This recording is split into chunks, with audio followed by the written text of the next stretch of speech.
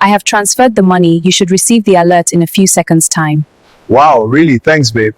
Foolish woman, after free Opwe, you still transfer money join. By the time I'm through with you, you no go do longer throat for another woman husband again. Open your eyes. This is Lagos, oh. If care is not taken, people fit upware you for free and take your money like saying nothing. My people, gather around and hear this story. See how one woman walked straight into a free upware chance, thinking she hit jackpot, but ended up losing everything. Today, we go learn one serious lesson about envy, greed, and how not everything you see online is real. If pretending to be rich was a full-time job, Bisola would never be late to work. In fact, she would probably be promoted. Every morning in Lagos, before brushing her teeth properly, Bisola was already holding her phone, adjusting her wig, and checking the light to see where it would make her look like a rich woman.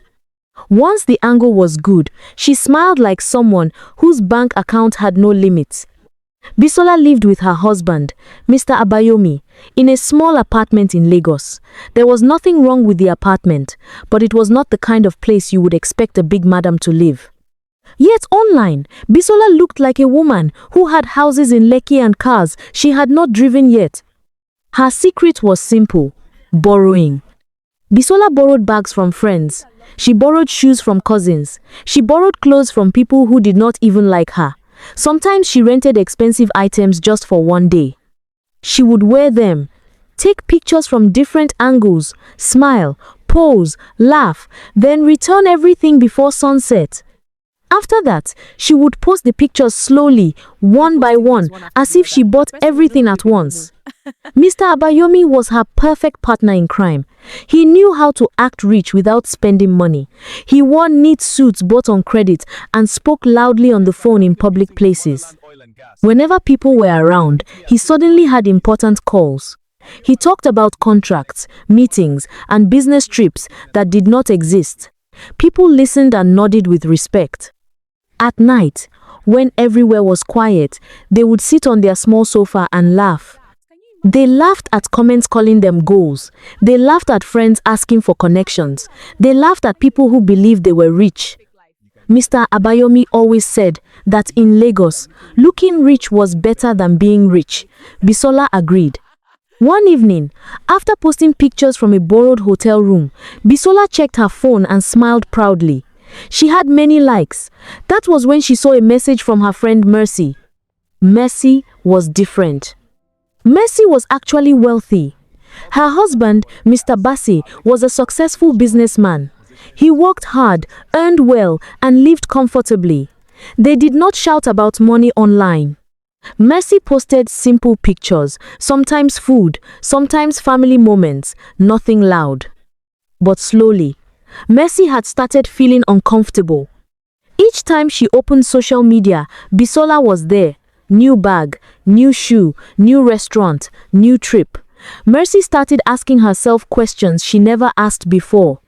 How is Bisola living this kind of life? How is her husband always spending? Why does my own life look so quiet? At first, she tried to ignore the thoughts, but the thoughts stayed. One night, Mercy looked at her husband eating quietly and suddenly felt irritated. Mr. Bassey noticed and asked her what was wrong. Mercy said nothing, but inside her heart, comparison had already entered. The next time Bisola posted another expensive picture, Mercy stared at it for a long time. She zoomed in, she checked the background, she checked the comments. People were praising Bisola and her husband. Mercy felt something heavy in her chest. She started believing that Bisola and Mr. Abayomi were richer than her and her husband. That belief slowly changed her behavior. She started complaining. She started asking Mr. Bassey why they were not traveling often, why he was not showing wealth, why he was always calm. Mr. Bassey tried to explain that life was peaceful and comfortable, but Mercy was no longer listening. One afternoon, Mercy visited Bisola. Bisola welcomed her like a rich madam. She spoke confidently and moved around the house like she owned a mansion, even though the house was small. She talked about trips, business, and connections. Mercy listened quietly, absorbing every word.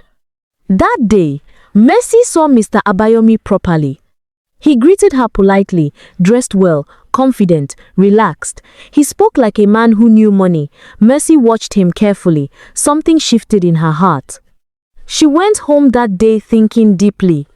From that moment, Mercy started paying attention to Mr. Abayomi.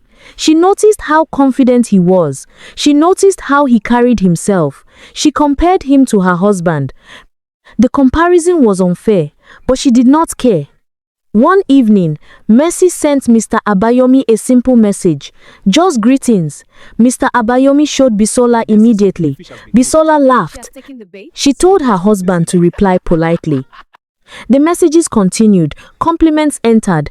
Admiration followed. Mercy started opening up. Mr. Abayomi listened patiently. He never rushed. He acted like a careful rich man. Soon, they started meeting quietly.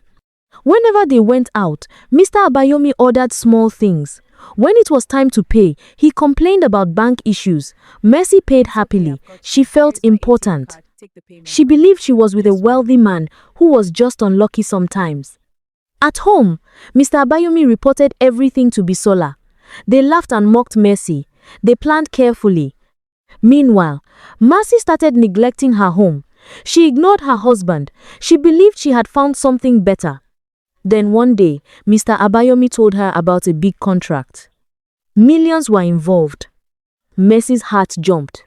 She believed her life was about to change. She did not know that would be the beginning of the end for her, that it would destroy everything she thought she had. Mercy did not sleep well after Mr. Abayomi told her about the contract. Her body was on the bed, but her mind was already flying far away. She imagined herself stepping into a bigger life. She imagined traveling more, dressing better, and finally proving to herself that she deserved more than what she currently had. Each time she closed her eyes, she saw money multiplying. By morning, her decision was already made. She called Mr. Abayomi early and asked him how much he needed. He acted reluctant at first. He told her he did not like collecting money from people. He said he was used to handling things on his own. Mercy insisted. She told him she trusted him. She told him she believed in him. When the amount finally came out, her heart skipped. It was a lot of money, but Mercy did not think twice. She had access to it. She convinced herself that this was an investment, not a loss. She transferred the money that same day. When Mr. Abayomi received the alert, he stared at his phone for a long time. Then he smiled slowly. When he got home, he showed Bisola without saying a word. Bisola screamed in excitement and covered her mouth quickly so neighbors would not hear. That money was more than they had ever seen at once. They did not celebrate immediately. They were careful. They knew the most dangerous time in a lie was when success came too quickly. They agreed to act normal. Mr. Abayomi continued sending Mercy sweet messages. He thanked her repeatedly. He promised her that once the contract was secured, everything would change. Mercy believed every word. She felt proud of herself. She felt smarter than her friend. She felt chosen. At home, Mercy completely ignored Mr. Bassey. Mr. Bassey noticed everything. The late nights, the phone calls she stepped outside to answer, the way she smiled at her phone and frowned at him. He asked her calmly what was wrong. Mercy told him he worried too much. Days passed. Mercy tried calling Mr. Abayomi one afternoon. His phone did not connect. She told herself maybe he was in a meeting. She waited. The next day, she called again. Still no answer. A small fear entered her heart, but she pushed it away. She reminded herself that wealthy men were busy. My lovely listeners, are you thinking the same thing I am thinking right now? Did Mr. Abayomi truly run away with the money, or was he genuinely too busy to respond? If you want answers to these questions, let us jump back into the story and find out together. Meanwhile, Mr. Abayomi and Bisola were already packing quietly. They sold what little they had. They cleared the house. They avoided neighbors. They bought tickets using fake stories. To the world, they were still rich. Online, Bisola posted old pictures and scheduled them to upload later. Mercy drove to Bisola's house on the third day. The gate was locked. She knocked. No answer. She asked neighbors. They said the couple traveled. No one knew where. That was when fear became panic. Mercy returned home shaking. She called Mr. Abayomi again and again. No response.